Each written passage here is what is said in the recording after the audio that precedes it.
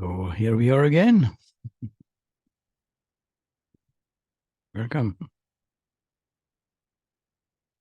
I only see people I've seen before, so I suppose you know exactly what it's all about. Your freedom. Is it too much to demand of life? Hmm? To know how it is? It's just that. To know how it is and to live that truth. So one part of it is to let the truth show itself for us by this guided meditation and this enlightenment activation, as we call it. So you who wants to have this enlightenment activation, you keep the video on. So we just sit comfortably now and close our eyes.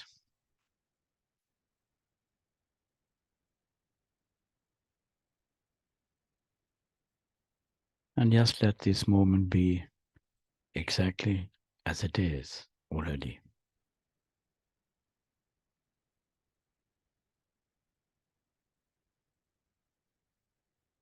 Just allow things come and go as they are doing. Experiences, feelings, body sensations, thoughts. Everything is allowed to be exactly as it is. Not pushing away anything.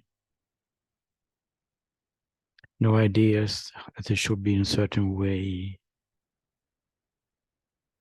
Just being here, allowing the life which is already here flowing by without interfering. Just be here, not interested in anything specific. Just allow the moment to be as it is and do absolutely nothing.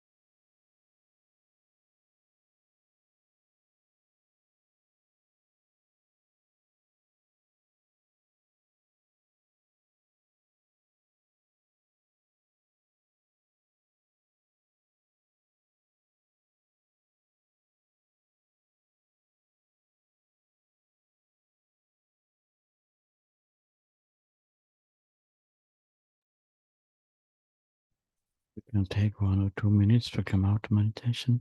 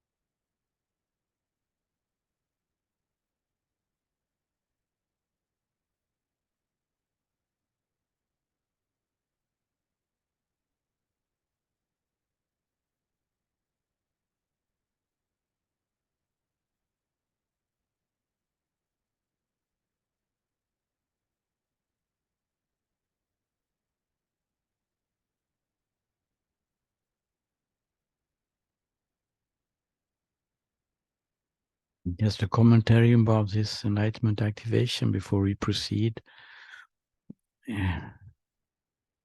It seems that even if the focus is from here to one particular person, it seems to have impact on the other ones as well. Have you noticed?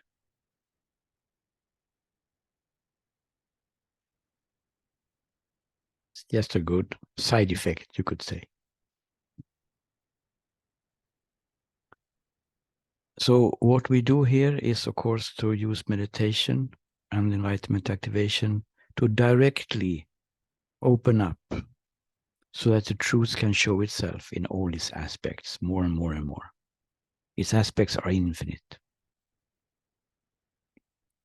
Then the second part is we have been stressing questioning the beliefs, but it's actually, they are connected. It's not two different parts. It's not only that you see the truth more or less in glimpses, you do meditation, and then you can have this work with the question beliefs in daily activity, house meditation. They are connected because the more we understand that our thinking is wrong in many aspects that we are going through here and in individual sessions, the more we see that they are probably wrong, or even see that they are actually wrong, the more we are loosening up this charge of these ideas that we have, these wrong ideas, the more open we become for the truth to show itself in meditation, and more strong the activation becomes. So they are connected here, these two. It's just that we are using it for practical purposes. We do it in two parts.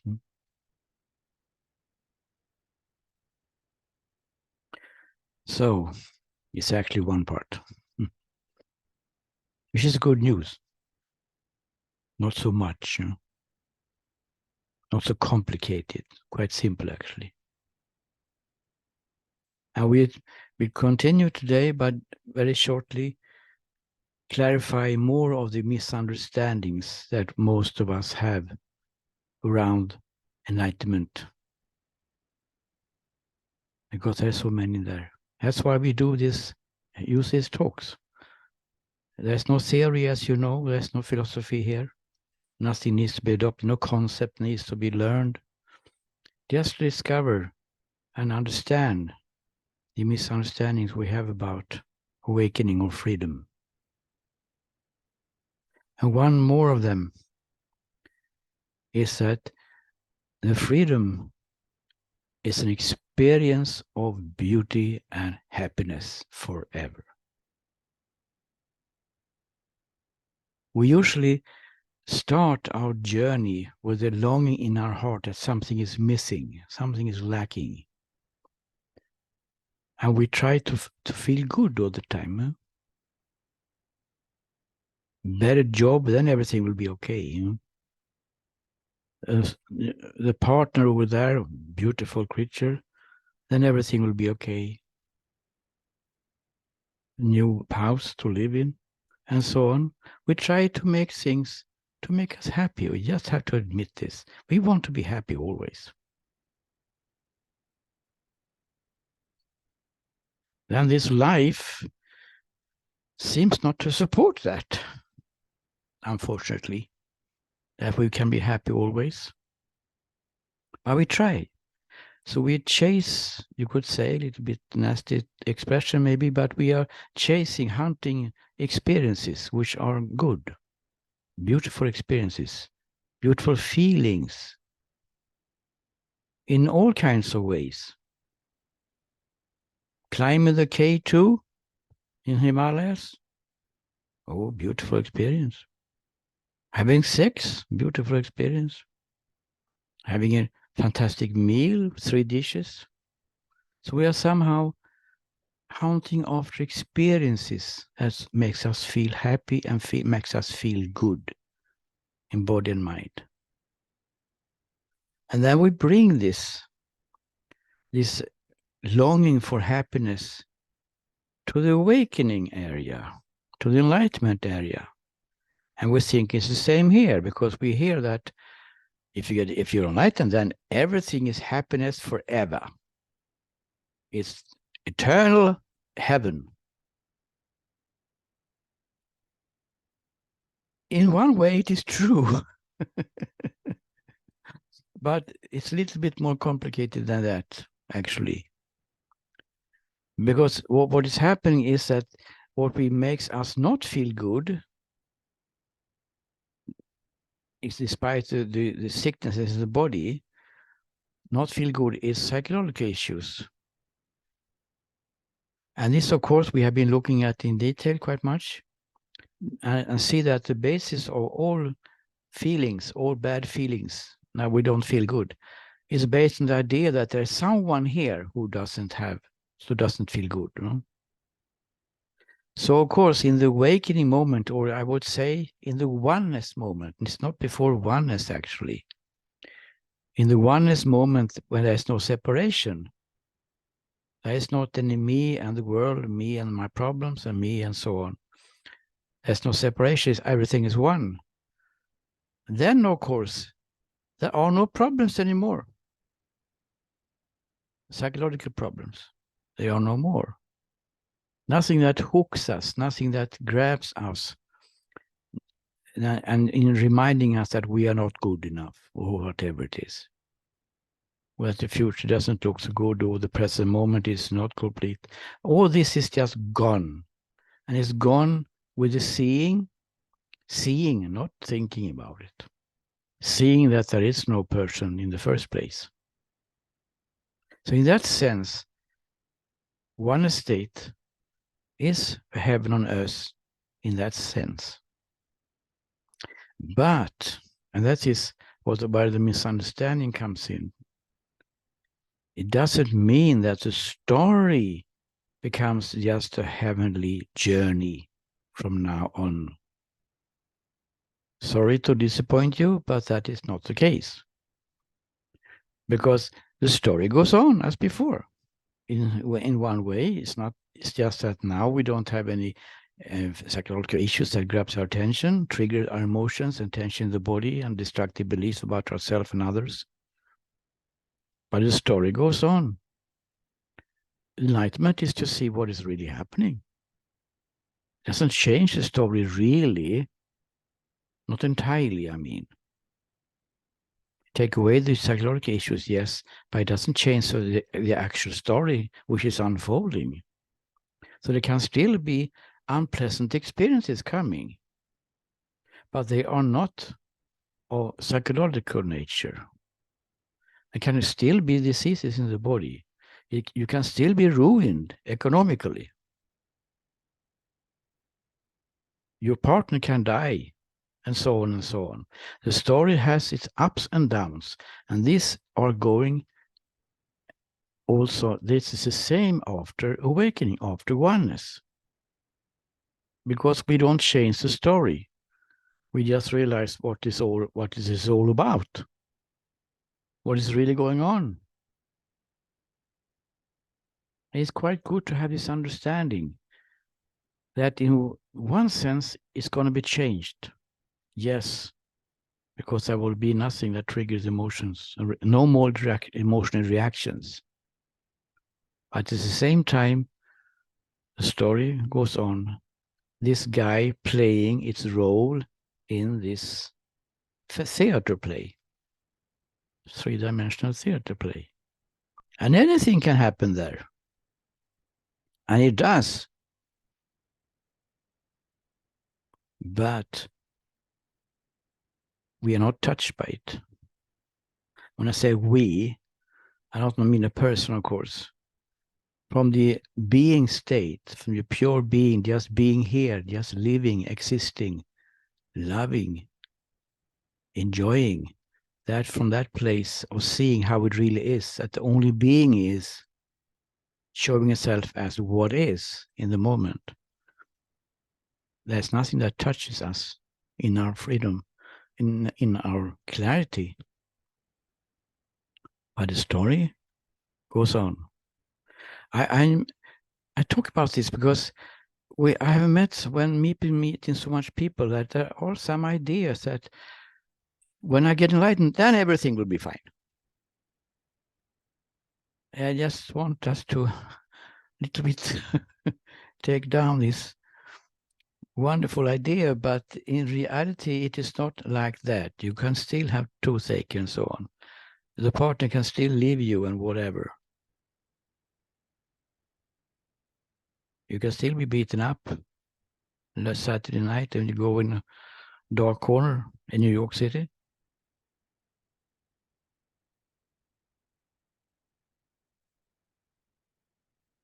So what we are doing when we are searching for truth is actually not to chase experiences to feel good. It is what we usually, many of us do. We're chasing experiences to feel good. I don't feel so good now, I take a cup of coffee. Or whatever. That was a small example. It can be bigger things. Or whatever is your own story here. Trying to cover up why I don't feel so good. So we're trying to fix it somehow.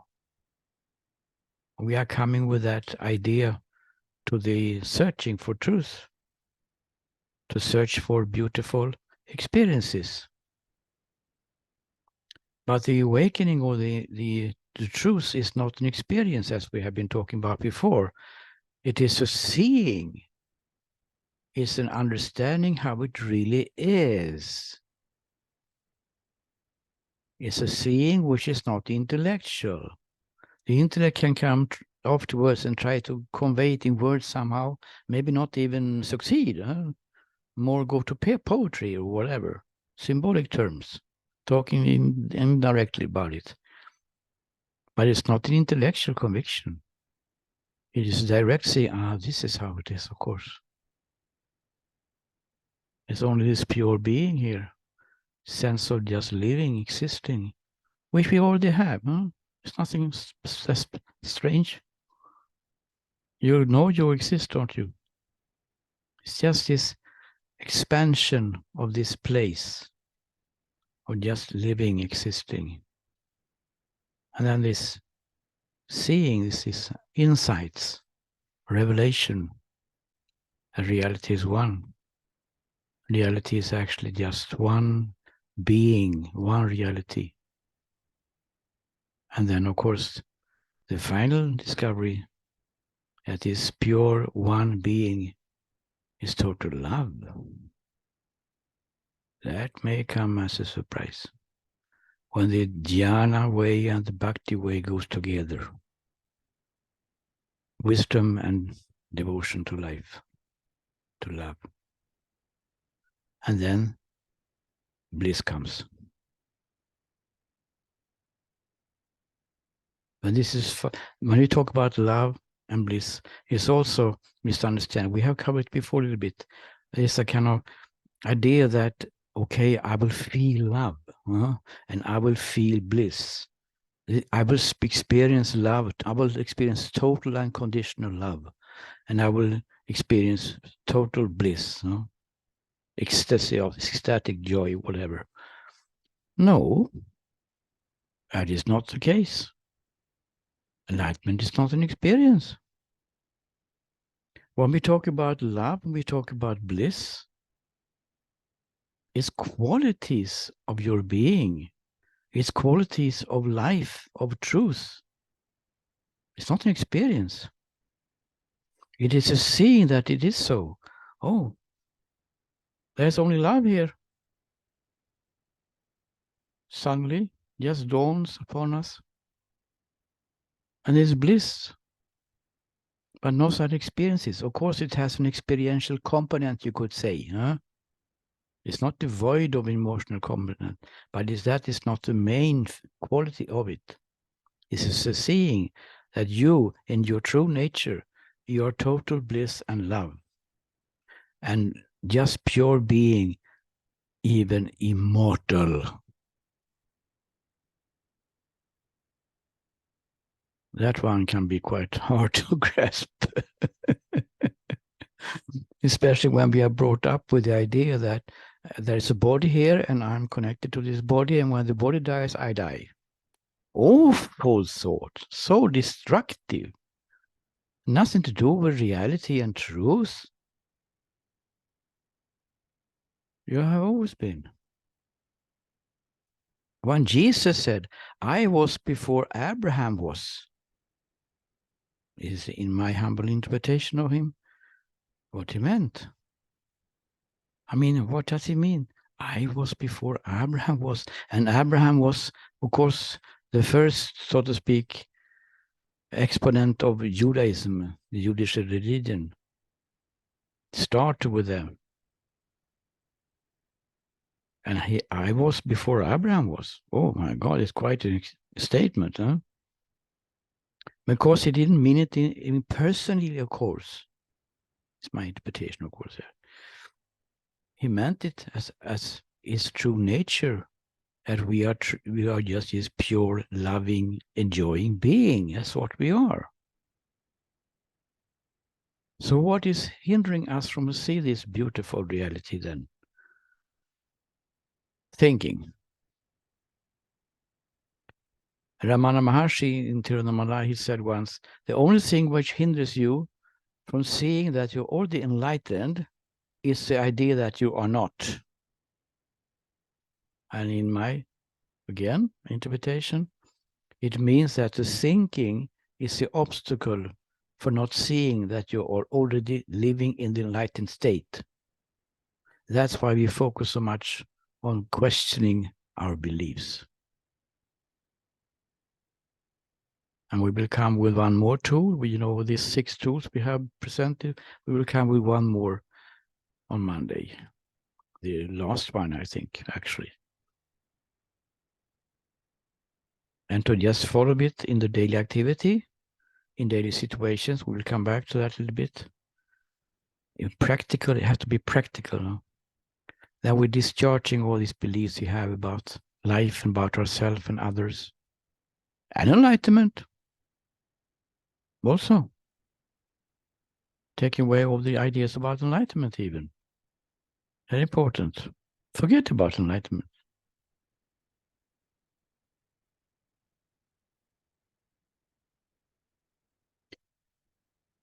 Because it has come in these, especially individual sessions, this idea that we have, as many people have. I have it myself.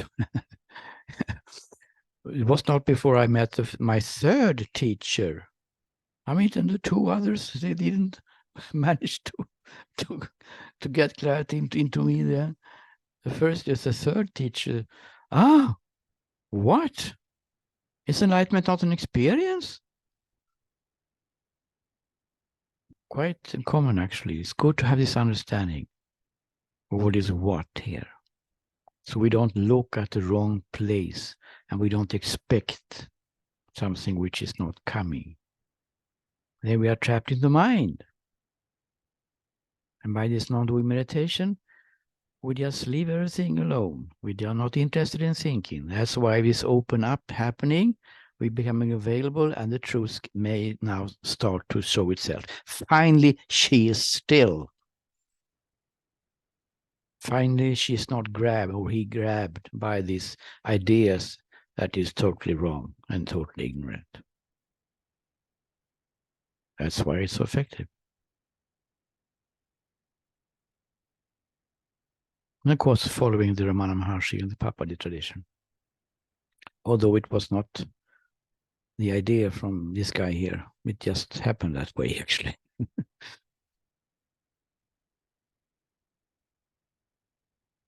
So, and open up for questions about this, or any other questions for that matter. Yes, Amanda? I hope it's okay. I always ask them questions. When you talked about like somebody being beaten up, even if when you're enlightened, you could be attacked. There comes obviously sensation of maybe pain in the body. Mm-hmm. Would the body be angry against the people, or is it like the body has its feelings, its natural instinct Of defending itself? Yeah, of defending itself. How do you have this fear and love at the same time, maybe? If that makes sense. Yeah, I understand what you mean. Fear can be of different kinds of fear. Huh? What we are talking about, there is no psychological fear anymore. That kind of fear is not present in the awakened state, in the one state. But of course, the body has its own life, so to speak. Actually, there is no body, but we just talk about in this way. Huh? So what is happening when there is some kind of beating up situation, you're robbed? Huh? Of course, the body is reacting in the way it has been trained to react, for instance, and also trained, or also try to survive. Mm. The body always tries to survive. It's amazing how long it can live. But having cancer for years and still wants to continue living. Huh? So it has an enormous power. I'm speaking a little bit symbolically here. Yeah, because there is no body really. But on that biological level, we speak about the biological level now. It has an enormous, so to speak, intelligence, you could say, to survive. And of course, it will defend itself. If you're enlightened, you will not just lie like this, like a cat, you can just beat me up as much as you want. That will not happen. No. You don't get stupid because you get enlightened. The body has its own life, so to speak, and it reacts in its own way. But there wouldn't be like maybe a hatred towards the attackers. No. Because it is seen. Hatred is based on a belief in a person that you are hating. For instance, a robber or robbers. But there's a seeing in the awakened state, in the one state at least. It is seen that there is no person there robbing. This is just what is happening in the theater play. And even if it's a pain in the body, because no hatred can come, it's just seeing that now this pure one reality, whatever you call it, pure awareness, or universal consciousness, or God even, or whatever you call it, is now showing itself as this. The ocean is now showing itself as this wave. Okay. And this wave is not very pleasant. But it's not unpleasant in a psychological sense, that how can they be so disrespectfully treating me? Huh? That will never come to the surface, because there is no psychological me there who can be hooked.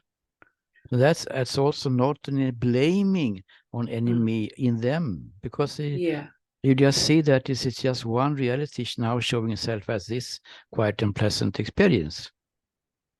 Okay. Is Now, still being. You could say, you can say that yeah, if you use the word God, which I never use usually, but you make it more clear. If it is God beating you up, yeah, but it's still God. yeah, yeah. Okay, that's very helpful. My last question Your last question is ever? last. No, Fantastic. not ever, not ever, Uh-huh. not ever. Don't say fantastic. Then, Maybe it then is. I'll Maybe feel it is. bad for Maybe it is asking the my last question. questions. Does Please help do. me. The I want you. questions. I want Okay, us. I okay, want everybody to ask questions. It's very okay. good to have them answered My last question for today. for today. Mhm. It seems then that there are stages of enlightenment, or people come in and out. You know, like Ram Dass, I think he said, if you think you're enlightened, go and stay with your parents.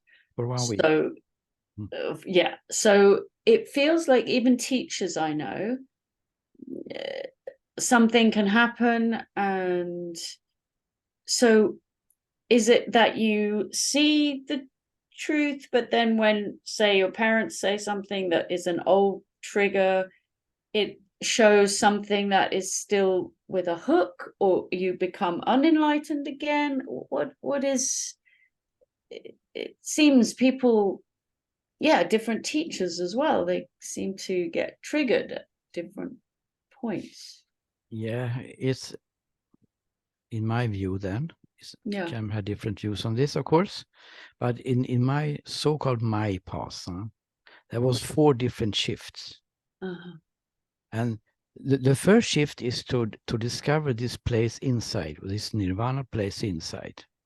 It is to see the truth, but you see only certain aspects of it. You don't see the whole picture. You don't see everything. It's just not like this, eureka, then you have all knowledge about all aspects of truth. Forget it.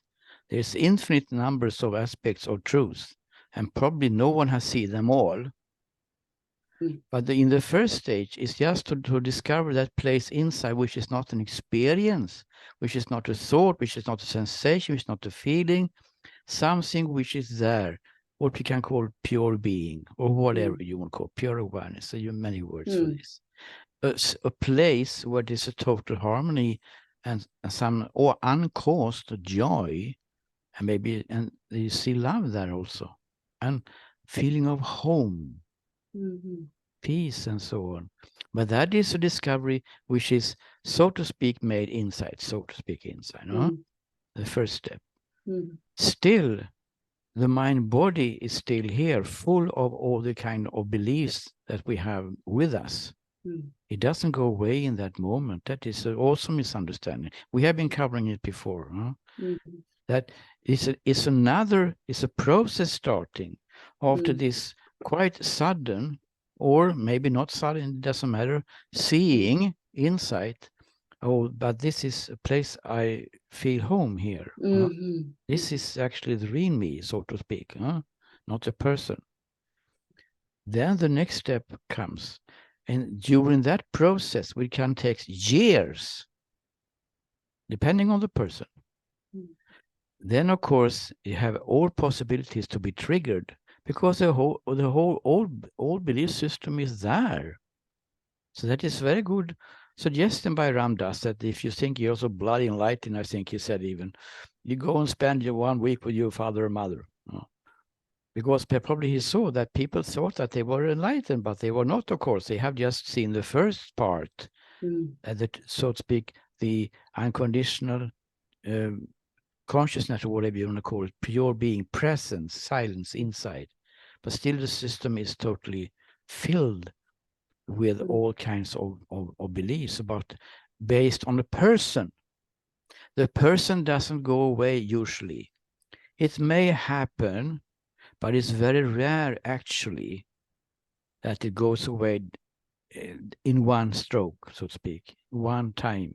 It's usually there in the system, because the person belief is not active during meditation. I think you noticed that in ongoing meditation, that the person me is not active there. It doesn't try to protest. against the protest, against the present moment. He doesn't have any ideas about the future, which is not good, or well, he doesn't have an idea, or will never get enlightened. I'm not worthy of being like. These kind of things doesn't arise during the meditation. So except in my meditation. Okay, except in Amanda's meditation, but in everyone else. What I mean is that they are usually not dominating. Can we agree on that? No. They may come and go. They may come and go. They At don't some have moments, yeah. they don't have the same grabbing tendencies during meditation that they have when we are not meditating. So the person me belief doesn't go away because we see this unconditional, lovely place inside, this harmonious state, whatever you call it. The awakening state, I call it. It's just the first step. And then there can be a tendency for that so-called person then to go out and teach. Oh, I know the truth now. I see it. I know it, because in the awakened state, you have it also not only during meditation, but it's also in the background in daily activity. That is a definition of awakening. Not only to see a glimpse of it, it has to be permanently there, seen in meditation and outside meditation. Maybe somewhere in the background, but it is still there. This true place, this pure being place, this silence. Then it can be that a person in question starts to teach. And that is tricky business, because it's quite easy. It's quite easy to trigger that kind of person who is not clear, who has so much misunderstanding still in the system, the body-mind system, all the memories, all the ideas from the childhood, all the things that has been planted there, all the wrong thinking is still there. And when it has not been taken care of, looked at, seen through, then that kind of teacher can be quite easily triggered. And maybe you have met some of this. And there can be a quite painful experience, not only for the, so to speak, student, but also for that teacher. And maybe they will defend themselves somehow, but I am enlightened, so, this harshness I show you now is because it's a part of your journey, all that kind of stuff. So it's quite important to not go out too early. And I think Eckhart Tolle once said that people go out too early, then they write a book too early. So it's about seeing first in the so to speak inside this pure awareness, pure state of silence and being, and then to go through all the things that is coming, that is triggered in daily life before teaching. I'm not criticizing people who's going out, not because everyone has its place in this story. It's nothing good or wrong. It's nothing bad or good here. It just happens on what it happens. I'm stating the principles that can be very painful for both student and teacher if you go out too early. I think Ono wants to say something in this connection, so I'll leave it. Yes. Hi. Sorry, Amanda, to butt in here, but I noticed, I've just observed that a couple of times when you've talked, there's always about conflict.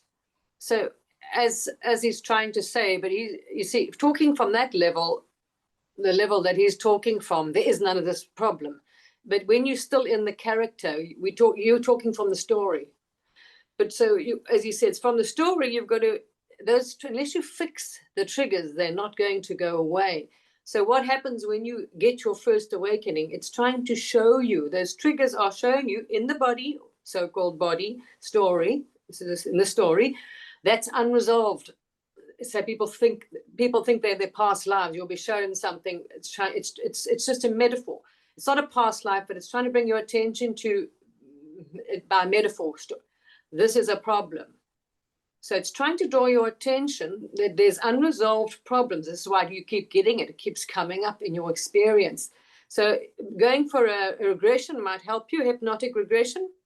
because it's a story. In the story, you'll be shown what you need to release bad. Or ask in your meditation. It's coming up in your face all the time for you to release it. That's why it comes up. That's why it's so called a trigger. It's because you haven't let it go, that energy. That's all it is. It's a story. That'll help you. You'll see. Yeah. Or just ask directly, and you'll be shown. Say, can you please? Where does this come from? What is the root of it? And there we are. Problem solved. Yeah, you're talking on the energetic level now. Yeah. The energy is also connected to beliefs. I'm not talking, I'm not using so much, I'm not working with energy so much. I have been doing it before. I'm a Reiki master also, but I didn't see that there was we maybe should not go much into details about this, but I have found that to working with beliefs is much quicker and much more profound than working with energy, because we don't know what kind of energy it is, where does it come from. But it's, as you say, when something is coming to the surface, and the truth is doing the whole thing, it's automatic. The truth is just showing us in daily activity, not as a plan that he has, but the life is showing us what we have not seen through. And then we just have to ask the question, why is it coming? Why am I not feeling good? What kind of energy is coming here in your terminology? So, and when we just have to look at it, what is it really? And just to see that beyond, when we're analyzing everything, and we see that you come into the bottom is that a belief in a person. Wherever we start, that is the message from here, that we don't have to analyze anything anymore. We know that there is a person coming in 100 kinds of forms during one day even. But it doesn't matter in what forms it comes. The abandoned me, the economical me, the generous me, the nasty me, whatever it is, the hundreds of forms, but doesn't matter in what form it comes. Every time we don't feel good, every time something is triggered, when the emotions are rising, reactions is coming, changing the body, other destructive beliefs about our others, for instance, is always the same cause. Separation. The idea of a separate me. That is grabbing the attention again. Now we don't have to analyze it actually. We make it a shortcut here by just going directly to the tool. So how would this moment be felt then? How is this moment, not imagination, how is this moment felt if there is no personal me at all? Or, as we said the other day, go to that place where there is seen clearly that there is no personal me. And in the awakened state, it's easy because it's always available. So we go to that place and say, but I don't see any personal me here. That's all. And the emotions are not coming. The attention goes away. And the belief is discharged. But it's still, this doesn't go like this. It's my experience. It doesn't go like that. The same belief in a me may come 1 week later in another form, but it's still the same me coming now in another form. And it keeps coming. And every time it is coming, either go to that truth that you have available in the waking state, that you see there is no personal me, or you use this tool that we have presented. How is this moment felt if there is no personal me?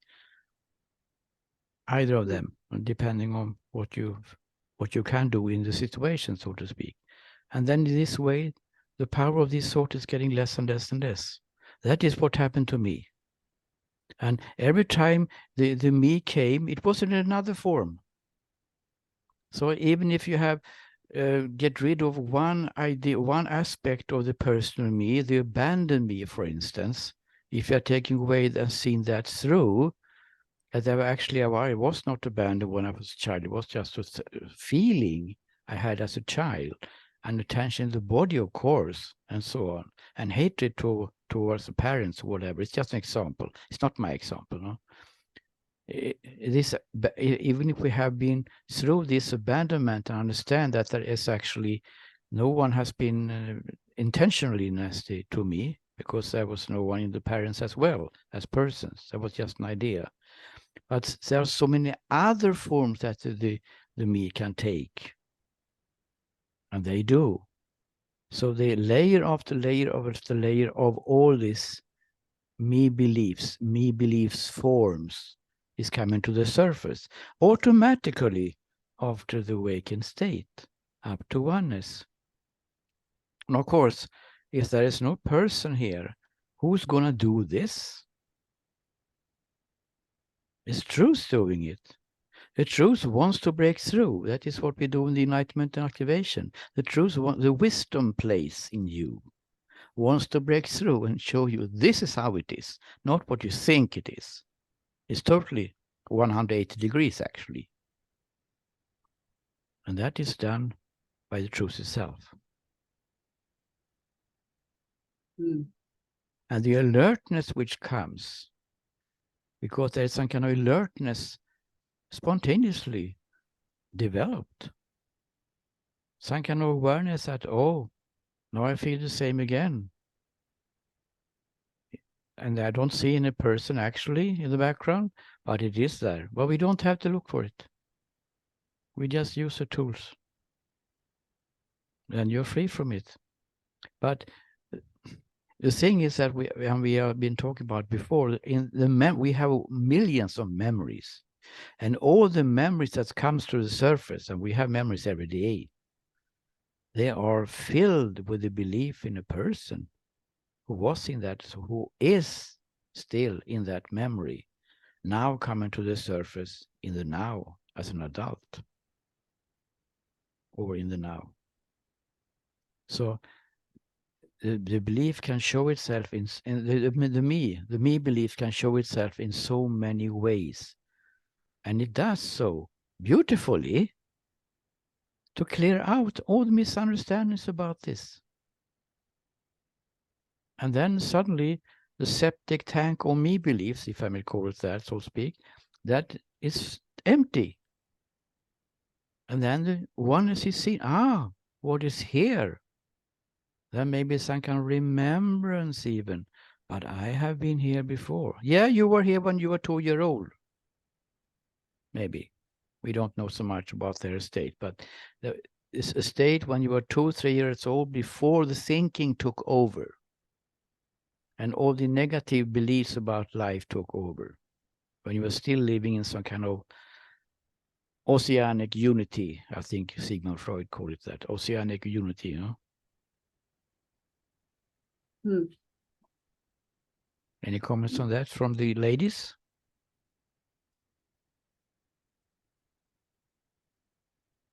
They are silent now. I have one. Just Yeah. okay. Come on. Spiritual bypass. So I don't. So we can feel the feeling.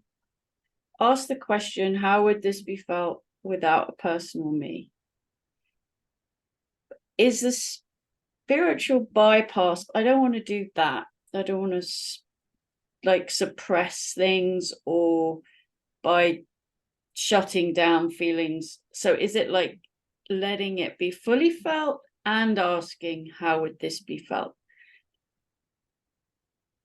No, not really. If there was no. What is to stop a spiritual bypassing as a damaging? You can maybe define it in different ways, spiritual bypass, but it's in my interpretation is that to not run away from what is actually here, to not try to ignore what is actually coming to the surface, not trying to fix it, but actually see this is actually here. But what we do here is the question, why is it here at all?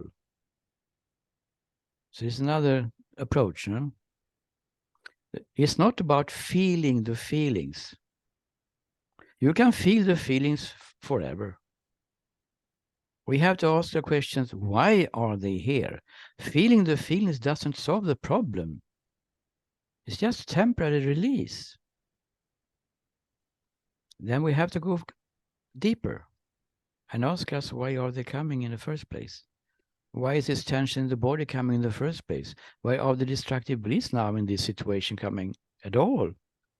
is because there is a belief in a person. And that belief in a person is triggering emotions. Why do we have to feel the emotions then? You are treating the symptoms. Here we are going directly to the cause of the symptoms arising. Yeah, but would that like a spiritual bypassing? It depends on how you actually define it. Because we are not bypassing anything. We are just looking for the cause of its arising. We're not saying like this. Now we should run away from the feeling. That is not what we are saying. That will be a spiritual bypassing, huh? Running away from it, ignoring it. No, there is only God. Or whatever it's expressing itself as. To just ignore it. There is only light. There is no darkness. The darkness you see in the corners is just illusions. It's just Maya. Bring in more light, more meditation. Don't go there. That is what we can call spiritual bypassing, to think that there is nothing that we need to look at. What we do here, we don't go into psychology. Usually, at least, we don't go there. We have a therapeutic approach in these individual sessions. Yes, we have that. But what we're talking about here, the subject now, is not to feel the feelings. We're asking, why are they coming? And finding the one cause sounds so simple, but the problem is that it is so simple. I'm sorry, but I cannot complicate something which is simple. No. So how is this felt? The question is, how is this experienced if there's no personal me? Yeah, take one deep breath first. So to avoid that becomes a mind game. Yeah, because otherwise you could be saying, this is just Maya, using that sentence to say this is just also, yes, this is just also thinking. This is also thinking. Yeah, so it's thinking. So yeah, that's why we just say why one deep breath first to come closer to ourselves and avoiding the risk that it becomes a mind game, it's becoming mechanical, it's becoming affirmation. The risk is at least less if you take one deep breath first and wait a couple of seconds and then say, so in this present moment, when we say this, in this present moment, then we are away from thinking, more or less. In this present moment, we are focusing on the experience level now. We're not focusing on the thinking level. Okay. That is the crucial point. We're going away from the thinking because we can never win that battle. The belief system will always be there, probably. And there's no chance to try to replace one thought with another thought. It just doesn't have any power. So we go to the experience level, to the present moment, ask ourselves, so, okay, how is this moment experienced then? If there is no person me at all, let it just sink in a little bit and just wait.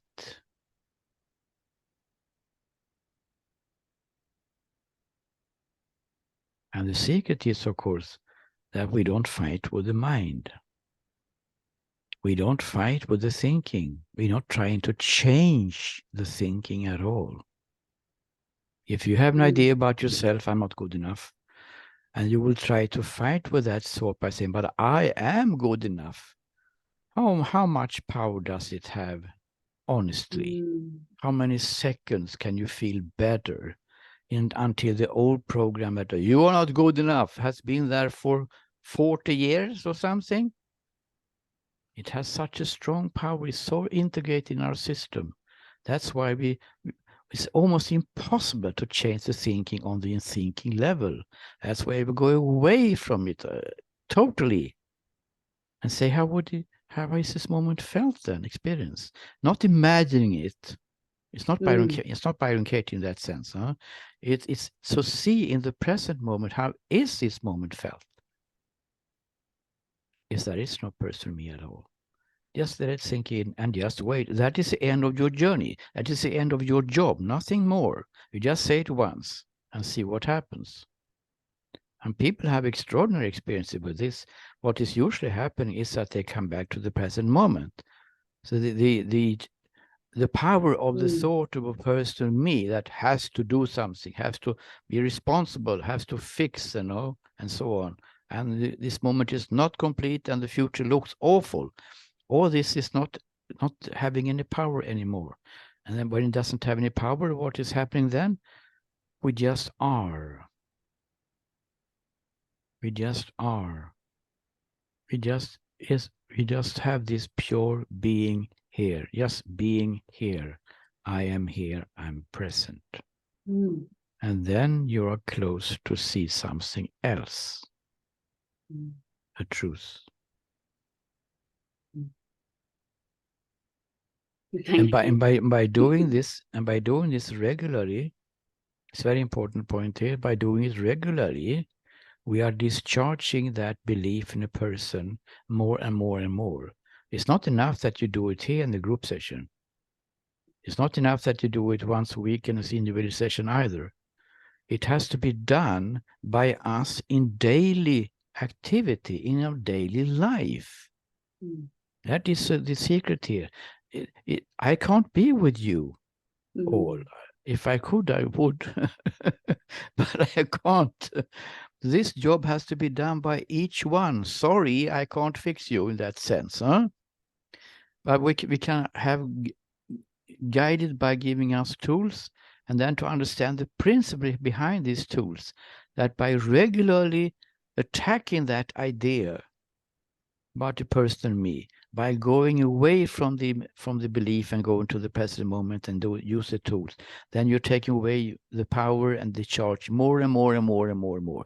Maybe you don't see any difference from one day to another, but you will see it from 1 week to another. That the charge is getting less and less and less. There's been more time between when the me is grabbing attention in the negative way you're talking about now. Otherwise, it's always here. But we're talking about the negative grabbing attention. And then there comes a time when it doesn't have any power anymore. Very simple. Actually. Thank you. It just happened in that way with me. So that I'm just sharing it with people. Yeah. That was something which was spontaneously coming. I have no training from a teacher in this. Even if you can see similarities with other teachers, but it happened spontaneously by itself. And when we are feeling, it's also one other point, it's a motivation to continue in this way. Because when we see it over this state now, where they don't believe the person me living, existing, this state is actually better. I feel this state is more nice, more comfortable, more harmonious, more joy, more peace than when I believe this person me who is responsible and have to fix and so on, who is not good enough, by the way, and so on. So then we are more, but I want to be here more. I want to be in this state of freedom more. Not total freedom maybe, but it's more freedom at least. And then we are motivated to do it more times when the person is grabbing attention again negatively. So in this way, we are discharging it. Then there are cases, I just mentioned it at the end here. There are cases where people don't have any negative beliefs in me. Actually, it's not everyone who has this tendency of a grabbing me arising in negative way. What to do with these people then? There are actually some of them in the big group. There are some people who they don't have any problem with any worries about the future. They don't have any problems with me. They were maybe a quite good childhood or something. They don't have any problem with questions the present moment. Oh, it's quite good. Quite good. Nothing needs to be changed actually. And they don't have the idea that I have to fix, I don't know where to start. They don't have that either. They're quite happy. But they still feel that something is missing. Something is lacking. And they come here. So we have to use other methods for those. So if you are one of them, the advice is to come to an individual session and we can work with it another way.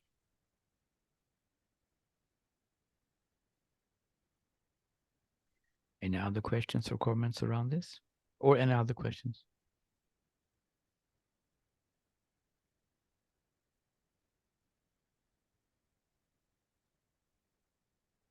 So we see each other tomorrow then, and tomorrow is going to be the guided meditation and the night meta activation only, without any talking, without any questions and answers. 7 o'clock Swedish time. So see you then. Thank you very much. And Yolanta 3, you can wait here so we can have a session afterwards. Yeah. Thanks.